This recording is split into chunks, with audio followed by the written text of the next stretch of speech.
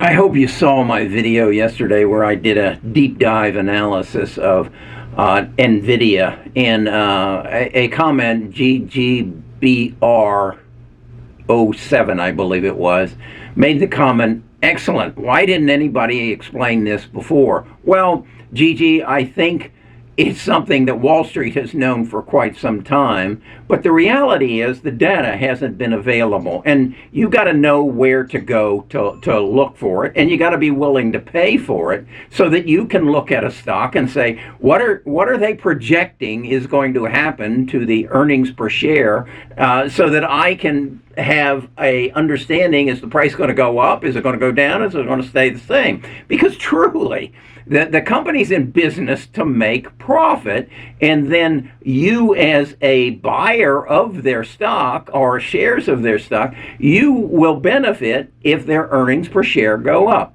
Now, I finished that, and I got up this morning and I said, I wonder what other stocks people would be interested in, and do you know of any stocks that are a little peculiar? Yeah, I do. I know some things about Palantir. I know that how they got their company off the ground. I remember Alex saying one time, we have the best engineers that are available in the world, and we keep our engineers. And that really rang with me, and I said, I wonder what he's talking about. And then I learned about stock-based compensation.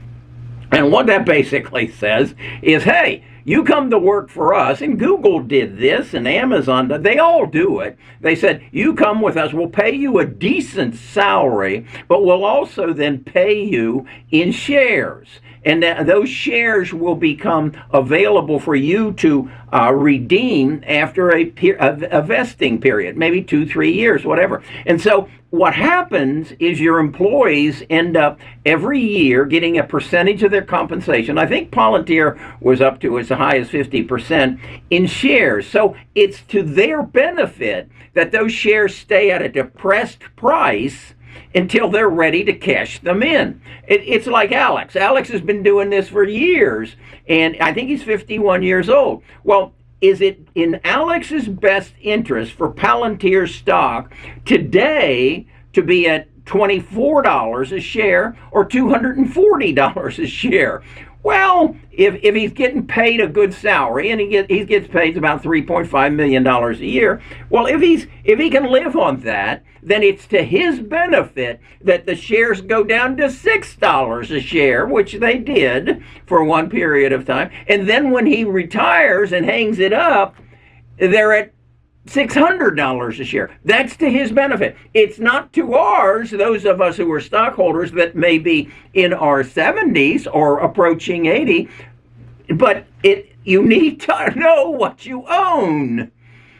And that's why I don't own any Palantir right now, because I don't think it's in my best interest, because Alex is substantially younger than I am, okay? And he and Peter Thiel are managing that company to benefit themselves, and I understand that. And they're engineers. I understand that. But I have to know that if I'm going to buy the stock. So what I want to do in this video, I'm going to take you through the analysis that I did. I've never done this on a stock where I actually detailed what they're spending of their revenues, what they're spending on stock-based compensation. And you're going to see they paid out more in stock-based compensation in one year than they had in total revenue. But that was their plan.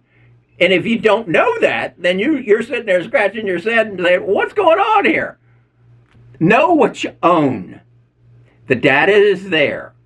It didn't used to be, but it is now. If you know where to go to look at it, and then if you know how to analyze it, interpret it, and determine, is that in my best interest? Take a look at this. This is my analysis of Palantir. I became aware of Palantir, like all of us did, back in 2018, and I just found it kind of strange as I went through their financials.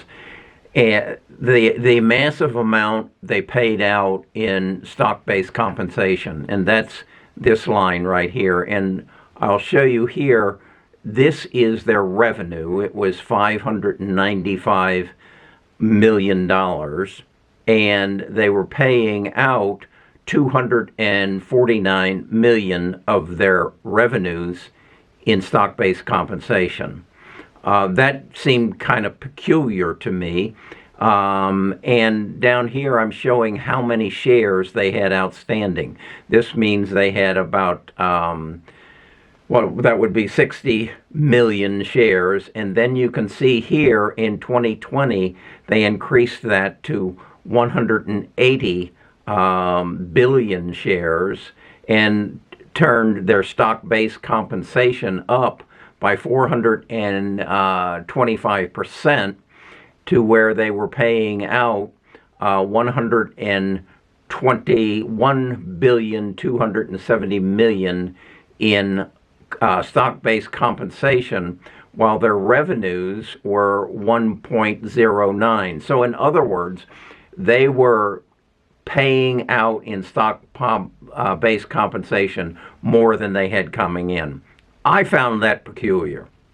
And then I read sometime after that they started decreasing the number of the amount of stock-based compensation. What they were doing back then is they basically said, I think the number was if you made $500,000 a year, you got 50% of that in stock-based compensation. So they started reducing the amount in stock-based compensation, and that's really what turned them from being profitable. As you can see, the stock-based compensation in 2021 or 2020 amounted to 71 cents per share, 39 cents in 2021, 27 cents in 2022, while their stockholders' earnings per share were 6 cents. They were paying out 27 cents in stock-based compensation. This soured me on them. And then when I saw they were reducing the amount that they were paying in stock-based compensation each year, I warmed up to it and I started buying the stock. I no longer hold it because, again, what I base my determination of whether I'm going to hold a stock or not is their increase in earnings. And again, they're increasing their earnings because they're decreasing their stock-based compensation. Okay, I understand that. So, in 2024, they had 33 cents per share of earnings per share. They're projecting it to go up 20% in 2025 to 40, another 20% to 48 in 2026, and another 19% to 57 cents in 2027, and up to 70 cents in 2023, 2028. So with those numbers, I then use my algorithm to determine what is their PE ratio. And their PE ratio right now is about 67.05. If we maintain that PE ratio, they will finish the year of 2024 with a price of $29.50, just about $3 more, or about 10% more than what they're at today. They then, based again on a increase in earnings per share going through 26, their price I'm projecting at 35.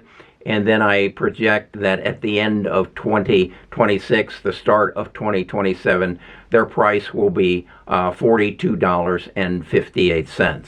So with that in mind, my question then becomes, do I want to buy them? Well, that's a total increase in price from where they are right now over the next 2.5 years of 58.75%.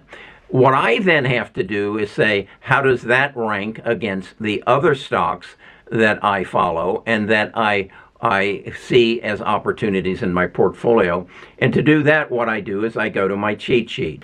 This is my cheat sheet. These are my software companies, and here is Palantir, current price of $26.86. Through my technical analysis, I say I believe if it goes down, it's going to go down to about $25.31, which would be a 5.77% drop.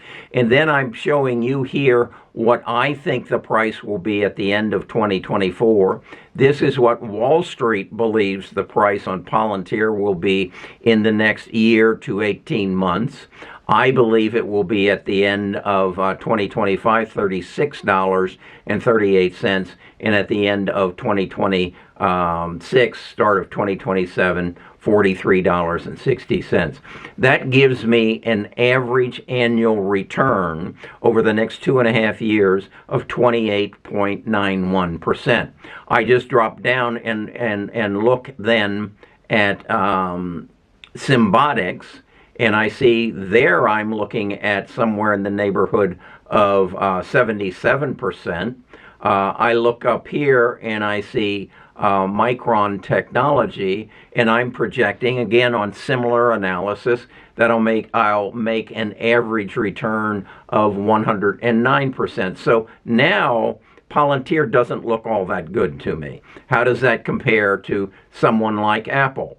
Apple, I'm projecting I'll make 31% average annualized return. And again, Palantir, I'm saying, is going to give me 28. So Apple looks stronger to me.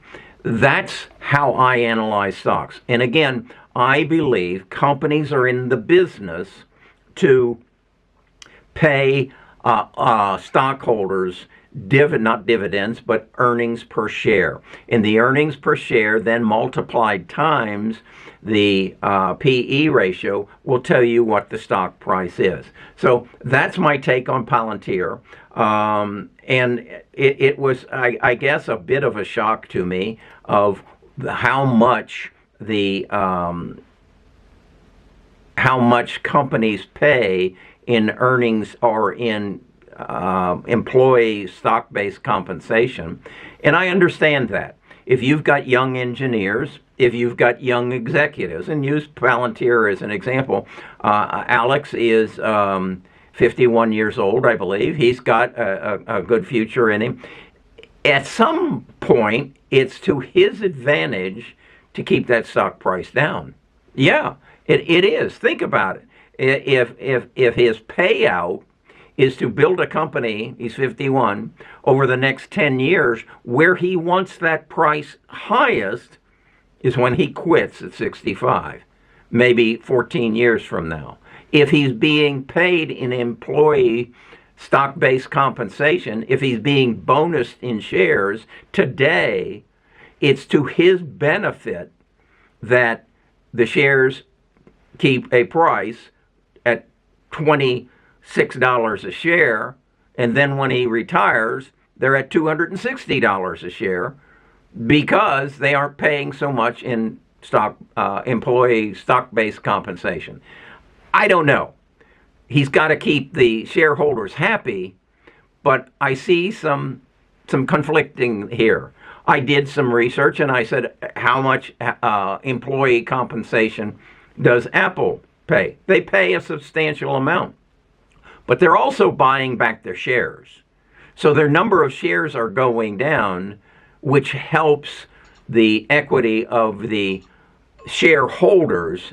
At the same time, it's helping the future value of the shares for the employees. This is a conflict for me. You interpret it the way you want to interpret and make your decisions accordingly. I just see, though, that I can look at other companies, and I see Palantir down here, that I'm going to get an average annual return of, let me cross that over, 28%, but SMCI is going to give me 62%. Vertiv is going to give me 45%. So I'd rather allocate my money there. If you'd like access to this kind of analysis, I want to share it with you.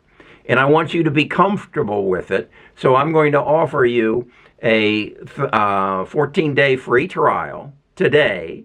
Come to the website, take the 14-day free trial, see if this makes sense to you, and then do what I do and build out your portfolio and say, okay, these are the stocks I want to own because they are going to give me the higher rate of return, and I understand the company. I would ask you, if you like a company, look at their financials and understand who they are rewarding. Are they rewarding their employees at the expense of their shareholders? If that is the case, know it and be okay with it and understand it. If you're a long-term holder and you're 51 like Alex is, then you want this stock to stay low until you want to cash it in when you're 65 or 75. Know what you own. Know how that company runs their business. Study their financials and learn how they're running their business. I'm Kerry Grinkmeyer. I'm a retired financial advisor. I probably spend far too much time doing this. I've spent, it looks like about 3 hours this morning analyzing Palantir and then making this video so that you can understand what is Palantir and how do they run their business, and are they rewarding me or are they rewarding their employees, and how do I feel about that? Okay? Let's get into this some more. Why don't you show up this Friday at our Stock Talk if you got any questions? I'll be happy to share any bit of knowledge that I possess.